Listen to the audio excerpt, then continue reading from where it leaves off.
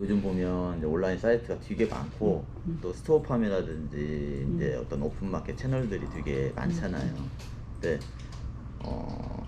저는 제가 이제 2004년부터 지금까지 해왔잖아요. 거의 이제 곧 있으면 20년 동안 쿠팡이나 뭐 마켓컬리 이런 것들이 존재하지 않을 때부터 해가지고 걔네들이 이제 시작하면서까지 꾸준하게 봐왔는데 그러니까 온라인 시장이라는 게 커지긴 커지지만 이게 소비자가 너무 빨리 이탈할 수 있는 구조잖아요.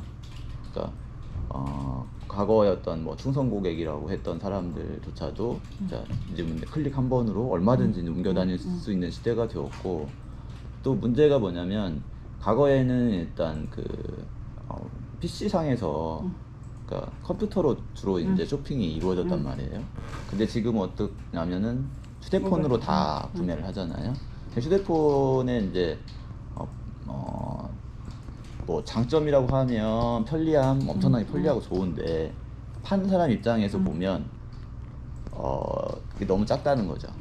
화면 구성이 너무 작고 손으로 하고 검색어를 입력하는 거나 이런 게 다 귀찮기 때문에 몇몇 사이트에 집중되는 어떤 집중화 문제가 심각하게 뭐 이렇게 엄청 그러니까 뭐 스토어팜이라든지 우리 어플 주로 깔다 보니 어플을 뭐 1000개, 100개, 뭐 10,000개 깔 수 있는 게 아니고 아무리 많이 까는 사람이 해야 뭐 몇백 개 수준일 건데, 그리고 대부분 쓰면 그 중에서 뭐 오픈마켓 몇 개 깔으면 다 거기서 이루어지잖아요. 그러니까 작은 회사를 운영하는 사람들의 어플이나 이런 것들이 깔릴 공간이 없는 거죠. 그 공간이라는 게 존재하지 않기 때문에 점점 큰 회사들한테 집중될 수밖에 없는 구조인 거예요. 그러다 보니까 이제 저희 같은 경우도 이제 그런 거에 때문에 이제 매출이라든지 이제 뭐 웹을 만들어도 안 깔죠. 소비자들이 굳이 우리 걸 깔 필요가 없잖아요. 왜냐면 뭐 큰 어플 뭐 그 오픈마켓 이런 애들 뭐 쿠팡이라든지 11번가라든지 이런 애들 거 깔면 거기서 다 해결이 되는데 다 찾을 수 있는데 다 찾을 수 있는데 그걸 굳이 그거를 깔 필요가 없는 거예요. 조그마한 회사들 거 어플은. 네? 그러다 보니까 어떤 그쪽에든 어떤 그 대형 기업이라든지 그런데 이제 집중도가 많이 늘어난 거죠. 근데 그런 게 일어나면서 이제 어떤 현상이 일어났냐면, 그 예전에 자사몰에서 이렇게 독자적으로 이제 자기 소비자들과 소통하고 운영하던 그 사람 소비자들도 역시 이제 그런데 더 많이 갔고, 또 거기서 이제 하다 보니까 안 되는 거예요, 자사몰은. 예? 자사몰이 안 되면 어떻게 하냐? 이 사람들이 다 스토어팜이나든지 이런 데 들어가서 판단 말입니다. 그러면 초창기엔 잘 돼요. 왜냐면 자기만의 어떤 상품들이 존재를 했었거든요. 그러니까 과거에 자기 자사몰 운영하면서 자기만의 제품이 존재했단 말이에요. 근데 거기 들어가면서 이제 가보니까 처음에는 자기 게 있어. 그래도 좀 돼. 그런데 새로운 업체들 소유 잘 팔리네 그러면 다 가져가는 거죠. 공유가 되는 거예요. 만약 이 제품이 있다면 이게 처음에 이제 쌀이jel만에 판매한 제품이었고, 그래서 이제 우리가 자사몰이 좀 안 돼. 만약에 그래서 이제 우리가 스토어팜에 들어가고 갔어. 스토어팜에 내가 처음 들고 갔을 때는 소비자들이 봤을 때 괜찮네 하고 사. 근데 좀 지나니까 A, B, C, D, B 뭐 수백 개 업체가 같은 제품을 팔아요. 이 제품 팔고 있어. 그러면 어떻게 되냐? 다 안 되는 경우가 돼요. 근데 부자는 누가 되냐? 오픈마켓 주인들만 되는 거예요. 걔네들은 뭐 A가 팔든 B가 팔든 어차피 누가 수수료 팔든지 받으니까. 팔기만 하면 되거든요. 그러면 수수료는 생기는 거고. 그러다 보니까 처음에 잘 된 업체들도 결국에는 그 경쟁이 치여서 힘들어지는 거죠. 그러니까 어떻게 보면 그 운영자만 오픈마켓의 어떤 그러니까 우리 플랫폼 운영자만 부자가 되는 그런 거예요.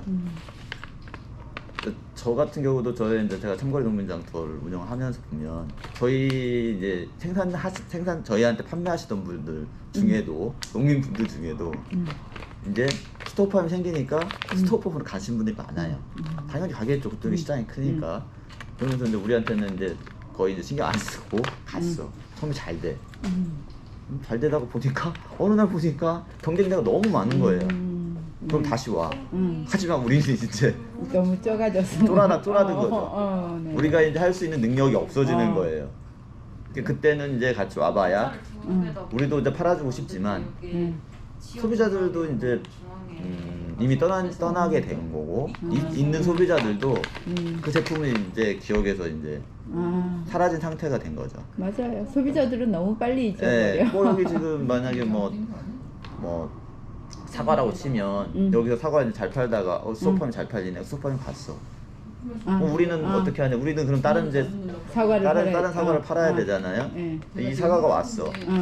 또 소비자들 인식 속에는 벌써 저 사과는 사라진 사과예요. 왜냐하면 소비자들이 솔직히 과일 같은 거는 가공품은 안 그렇지만 과일이나 이거는 그쵸. 맛을 예측할 수가 없잖아요. 뭐 여기다 무슨 가공을 하는 게 아니기 때문에 오히려 어떤 불확실성이 강하단 말이에요. 농산물이라는 자체가. 불확실성이 강한데 그거를 이미 이제 오랫동안 안 팔던 상품을 다시 구매하기가 꺼려지는 거죠. 그러니까 오히려 더 힘들어요. 이게 이제 과일이든지 뭐 이런 것들이 맞아. 오히려 가공식품보다는 그렇죠. 과일은 기후의 영향을 너무 많이 받고, 그렇죠. 어떤 데는 알 수가 없는 거예요. 이거를 이제 만약에 뭐 쌀이째 농장에서 내가 계속해서 물건을 구매했는데 맛이 있었다. 그러면 계속 사요. 근데 이 농장이 사라졌어. 그러면 어디 뭐 쌀이째 농장이 아니라 뭐 이연홍 농장에서 물건을 구매했단 말이야. 내가 근데 괜찮았어. 그러면 이 쌀이째 농장은 잊혀지는 거예요. 그러니까 이연홍 농장 거만 사는 거죠. 이 소비자가 다시 와도 여기는 이제 생산자가 다시 와도 선택을 못 받는 거죠. 그러니까 그게 이제 뭐 여러 가지 이제 어쩔 수 없는 건데 시대가 이제 변하기 때문에 어쩔 수가 없긴 한데 어떤 기본적인 거를 제가 봤을 때는 영리한 판매자라고 한다면 제가 이제 어떤 강의 가서도 이런 얘기했던 게 있는데 만약에 내가 수소팜의 물건을 판다 그때는 만약에 이제 예를 들면 뭐 녹색농장이라고 해서 팔고 자사몰에서는 자기 이름을 걸어가지고 뭐 이연홍 농장으로 팔고 그렇게 브랜드를 아예 오픈마켓에서 파는 용어하고 자사몰에서 파는 용어하고를 분리를 하는 거예요. 그러면 여기서는 어차피 이제 이 사람으로 인식이 되는 거고 오픈마켓도 별도로 인식이 되기 때문에 양쪽을 다 가져갈 수도 있는 게 되는 거죠. 그래서 저는 농민들한테 교육할 때 그런 얘기를 많이 해요. 차라리 자기가 이제 꾸준하게 했던 자사몰이 있고 아니면 어떤 또 참거래같이 이렇게 조그마한 플랫폼에서 계속 거래를 했다면 거기는 이름을 기존의 것으로 하고 만약에 내가 스토어팜에 이끌어 갈 때는 어차피 스토어팜은 잘 모르는 시장이기 때문에 다른 이름으로 해서 진출을 하면 양쪽을 같이 잘할 수 있는 게 된다라는 거죠.